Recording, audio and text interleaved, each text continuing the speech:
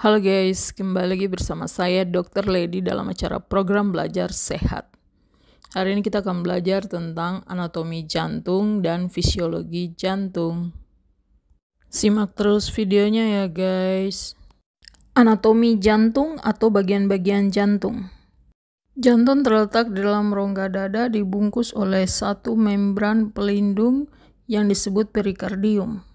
Bentuk jantung sebesar kepalan tangan Anda. Ada 4 ruang di jantung, atrium berada di atas dan ventrikel berada di bawah kita. Kita memiliki SVC, superior vena cava, dan IVC, inferior vena cava. Ini adalah vena utama yang mengantarkan darah dari seluruh tubuh kembali ke jantungnya atrium kanan. Kemudian kita memiliki arteri pulmonal yang keluar dari ventrikel kanan dan aorta yang keluar dari ventrikel kiri. Mari kita bicara tentang aliran darah yang melalui jantung.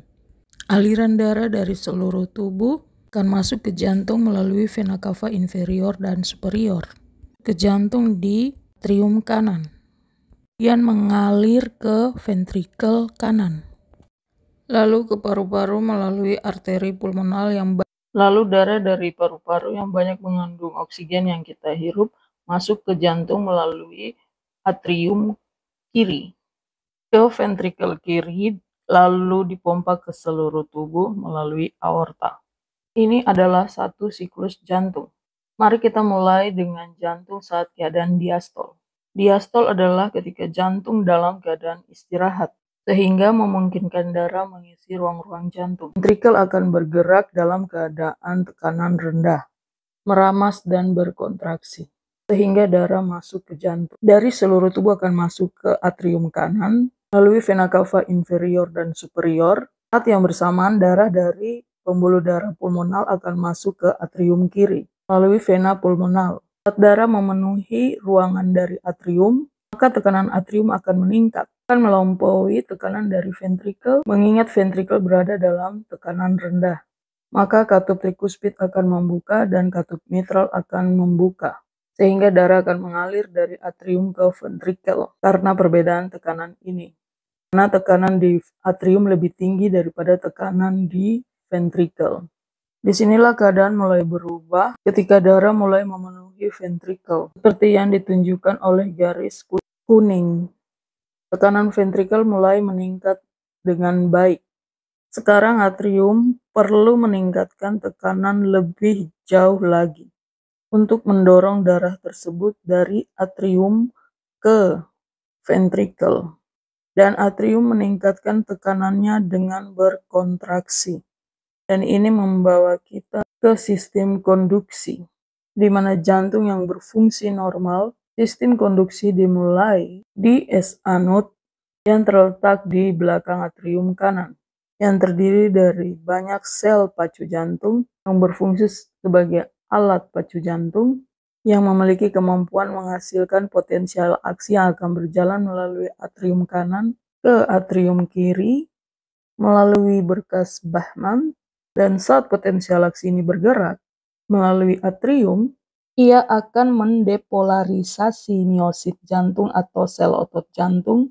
Ketika sel-sel otot ini menjadi terdepolarisasi, sehingga mereka akan berkontraksi dan kontraksi ini akan semakin meningkatkan tekanan atrium dan selanjutnya memungkinkan darah mengalir dari atrium ke ventrikel. Setelah potensial aksi melalui atrium akan masuk melalui nodus AV yang berada di dasar atrium kanan. Nodus AV ini akan memperlambat kecepatan konduksi. Yang dilakukannya adalah memberikan waktu bagi atrium untuk berkontraksi sebelum mendepolarisasi ventrikel. Kita memerlukan ventrikel untuk berkontraksi setelah atrium selesai berkontraksi, sehingga nodus AV memperlambat konduksi tersebut saat atrium berkontraksi dan terus mengosongkan darah dari atrium untuk mengalir ke ventrikel. Hal ini akan mulai menurunkan tekanan di atrium. Terjadilah repolarisasi dan relaksasi dari atrium.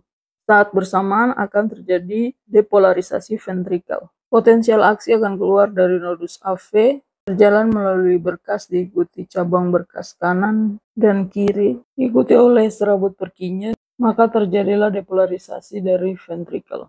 Sel otot ventrikel akan mengalami depolarisasi yang akan berkontraksi. Ini membawa kita ke fase berikutnya, yaitu sistol pada siklus jantung. Sistol adalah ketika ventrikel jantung berkontraksi, sehingga memungkinkan darah mengalir dari arteri pulmonal dan aorta saat ventrikel kontraksi. Ini meningkatkan tekanan ventrikel yang melampaui tekanan di atrium, karena atrium mengalami repolarisasi dan relaksasi. Karena tekanan ventrikel kanan meningkat dan atrium kanan menurun, maka katup trikuspid akan menutup, di mana tekanan ventrikel kiri pun meningkat melampaui atrium kiri sehingga katup mitral menutup. Karena tekanan ventrikel terus meningkat, pada akhirnya tekanan ventrikel kanan meningkat lebih daripada arteri pulmonal, maka katup pulmonal akan terbuka. Demikian pula tekanan di ventrikel kiri meningkat lebih besar daripada aorta, maka katup aorta pun terbuka. Maka darah dari ventrikel akan mengalir ke arteri pulmonal dan ke aorta.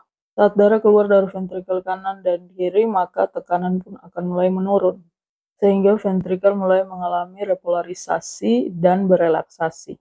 Karena tekanan di ventrikel menurun, maka katup pulmonal dan aorta pun menutup. Thanks for watching. Terima kasih buat kamu semua yang sudah nonton. Dadah!